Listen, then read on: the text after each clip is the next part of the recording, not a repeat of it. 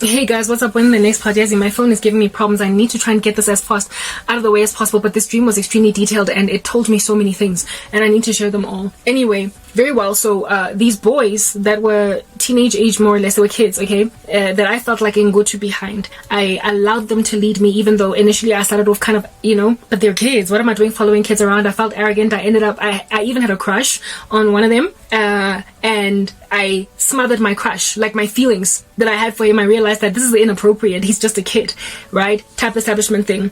And before these boys could show me the way through this mall, they took me on a tour. You know how nobody could be safe and walk around in this environment unless they were completely seared in their conscience, unless they were taken over by the system and they were happy to basically take what would be the tantamount of the mark of the beast, right? In order to be able to buy or sell. No one could just walk around in this environment unless they had subscribed to an ideology. I told you about the woman who led those two people down the staircase, the man that committed suicide. These people went to apply to become citizens of this evil metropolis. So hence why they were left to just kind of exist in here. It's like they were in an application phase. But if you were not actively applying to be here, you were unsafe to walk this place. Everywhere where you set your foot down, there was some kind of a peril, a danger facing you. These boys, however, could just freely walk around on foot without gliding, so they didn't have any post-human powers. They were able to walk around this entire place, even like being like tour guides, showing people the workings, the mechanics of this metropolis without anybody giving them grief. Like, imagine, guys, in your corporate where you work, like having teenage boys in school uniform just come in and start to show people the canteen, start to show people the CEO's office, and even greet the CEO and even twirl around his chair without being apprehended, without being told who are these kids and where do they come from. They're not part of no. These kids were able to walk freely, and it's like everybody left them. People weren't so much scared of them, but they just left them to roam around in this environment with freedom. They were not restricted like everybody else. I'm gonna get to the point real soon. These boys, before they led me out of this environment, they gave me a tour of one particular organization in this metropolis, one company, okay? Remember, I went in there in and of myself as one that lusted and coveted to belong to this metropolis, but I got an attack of conscience going down that hill. I was rescued by these boys. They then showed me the office building, one office building in particular. Mind you, it was the office building where the gentleman that committed suicide landed in front of the offices of, and then he was taken away by paramedics. Well, coroners, because he was already dead. We went inside this company and I was escorted by these boys. I understood that in the absence of these boys being with me, I was in trouble, okay? I was escorted by these kids and they were showing me around. All I had to do was just look around, observe. I walked into this building, right? First thing I noticed, it was empty. It was like the skeleton staff. Thank you. That's the corporate term for it. There was skeleton staff.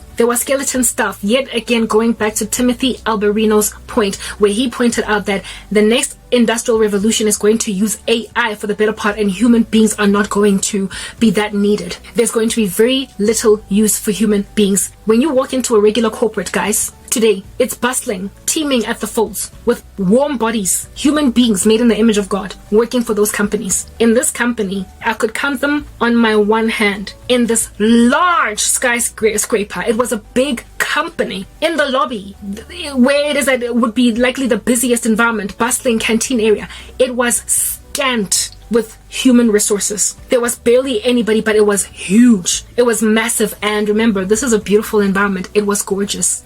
It was such a pretty work environment, but the color yellow was everywhere. Again, fear. I told you the color yellow in my dreams always represents fear. The color yellow was basically the theme color in this company. And no, I know it's not an attack at MTN, even though I can't stand MTN for what they did to me. It was not MTN, this company. It was just some organization whose primary color was yellow. But the color yellow for me always interprets as a fearful environment.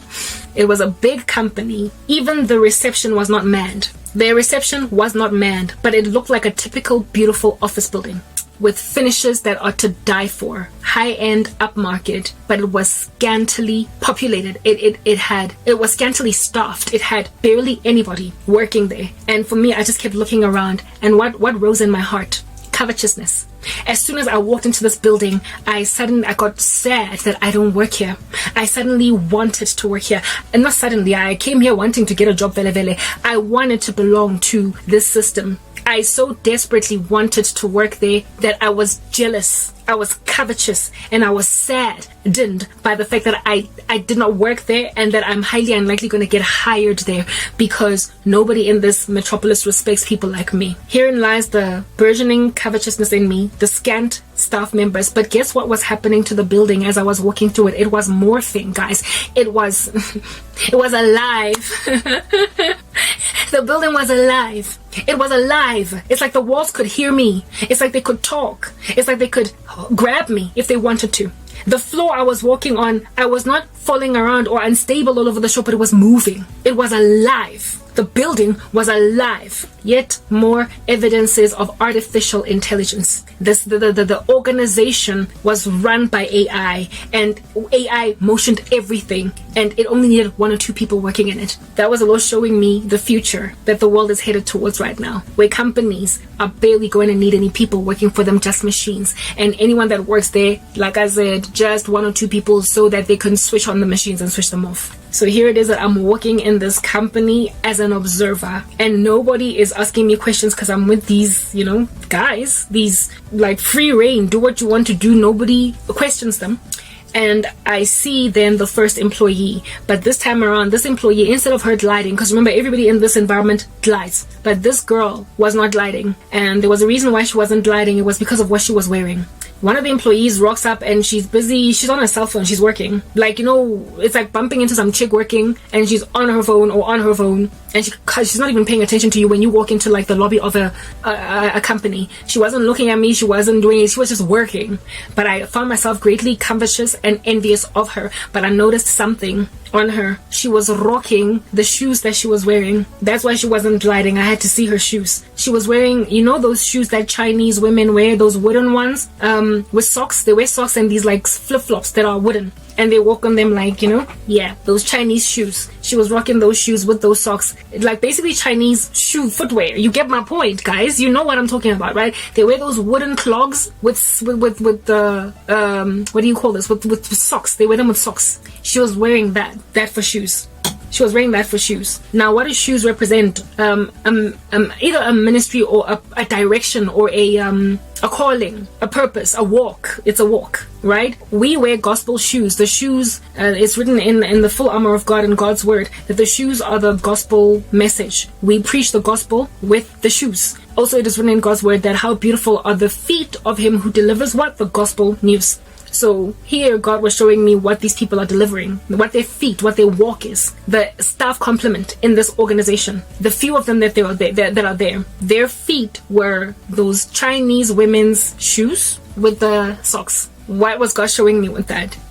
China. He was just showing me China. What is China, guys? China is a surveilled country. It has a social credit system that rewards people for honoring the government and punishes them for not. And their lives can be significantly devastated if they don't honor the Chinese rules. So what God was showing me by putting those shoes on that girl was that she is an obedient servant. That is why she's working for this company. Much like the way that Chinese citizens that do well in the country are obedient to a communist regime that is surveilling every last one of their moves.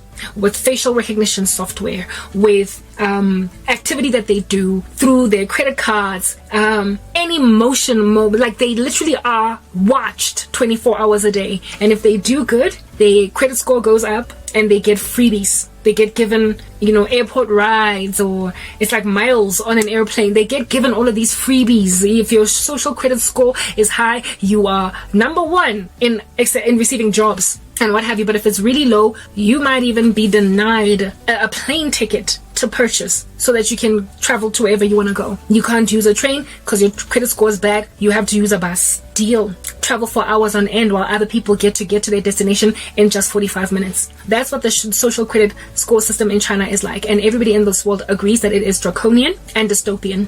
And in my dream, it was an operation inside an organization as its rules. evidenced by the shoes that that girl was wearing. I did not understand it to mean that in my dream, but that's how I am interpreting it now. I nonetheless still coveted that job, that organization, and I wanted to work for it.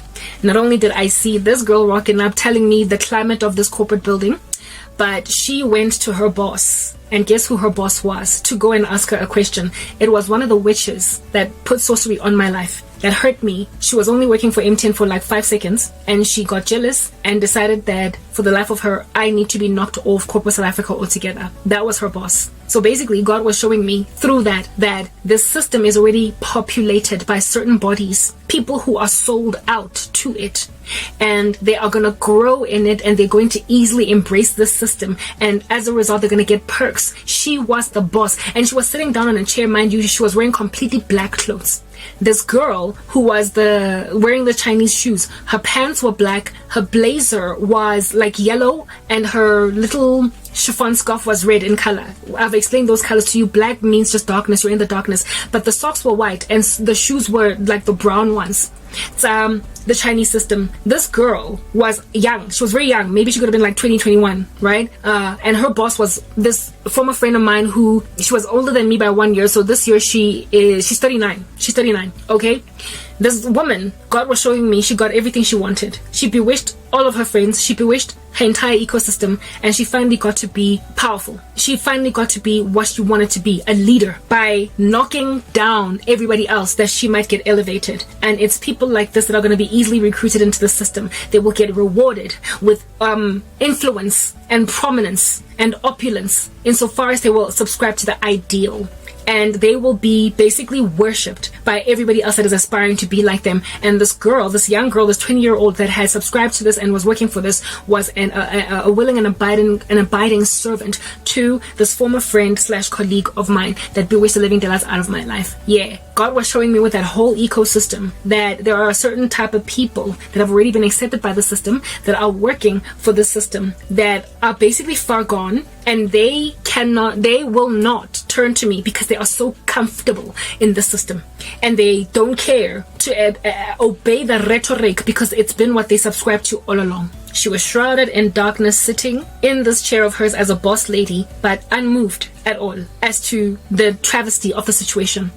The organization was scantily populated with staff, but she was among the staff members. So basically, not everybody is going to get to live in this post-humanistic society, but those who are really nice and obedient, you're going to get a place even in companies to work, albeit human beings being made obsolete, human beings being expired essentially in organizations. If you are really good, you're going to get to be among the workforce in a world that is run by artificial intelligence, among the few people that get to have a job. That was this company, and these young boys that were basically my tour guides were showing me, this is the world that you want to apply for a job at. It's even hard to get in. It's even hard to successfully interview, because look at how few staff members there are here, yet the whole world is running, attracted by all that which glitters that is not gold, to apply for jobs to work here. And yet the people who do finally succeed to be part of the system, part and parcel of it, you can count them on your one hand. So basically, those people that succeeded to go down the stairs, sear their consciences, sell their souls to the devil,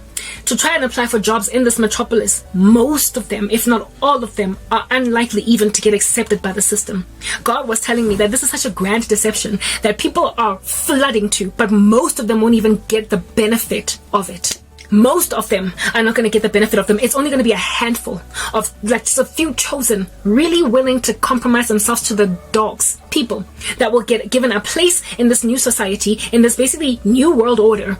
And yet the whole world is flooding to embrace its agenda. They are flooding to apply for jobs in an environment that's rather just going to use their bodies like batteries in the matrix, instead of actually put them in as warm bodies in chairs. This friend of mine was the boss of this one girl, and they were 2 out of maybe 5 in total staff members in this big company. And yet the whole world was trying to apply. Like, literally, if a job spec says that they only are going to hire 5 people and there are like 5 million applicants, would you apply? I'm sorry, I wouldn't. I would go where it is that it is highly likely for me to achieve success. And guess where that is? the kingdom of heaven, God says, if anybody comes to me, they will likewise not turn away. Yes, whereas in the kingdom of darkness, even all those who apply to be prolific Satanists, witches, willing to sell everything, their souls, just to get ahead, it is only a handful that actually get really far. And it is indeed factual. Look at the world right now of celebrities. How many people are willing to sign their souls over to the Illuminati, and yet they didn't make celebrity status? Recently, I just found out that Black China is really working hard to be a member of the elite in Hollywood, and she is struggling, and she's prepared to sign her soul over to the secret society, the nefarious agenda. Her mother came forward on social media complaining that she's worried about her daughter and she's worried about being sacrificed. Black China is struggling to pierce through, but she wants to. She's happy to sacrifice what she needs to, but she is not being allowed in. She is not being given Rihanna status. She's not being given, who is this guy, Beyonce status. She's not being given Future status. She is not being given, like, basically the seat that she wants, prepared to drain all her blood to get it. They're like, no, we know that you want to give your soul to us, but even this has a shortlisting process, and you are not celebrity material. You're not high enough quality for us to be willing to take you on board. So even Satan has a shortlisting methodology that you might ultimately gain the wealth and the riches of this world, and yet people in their numbers are selling their souls over, searing their consciences, allowing themselves to be handed over to their debased minds altogether, only to come out on the other side with nothing. Next part.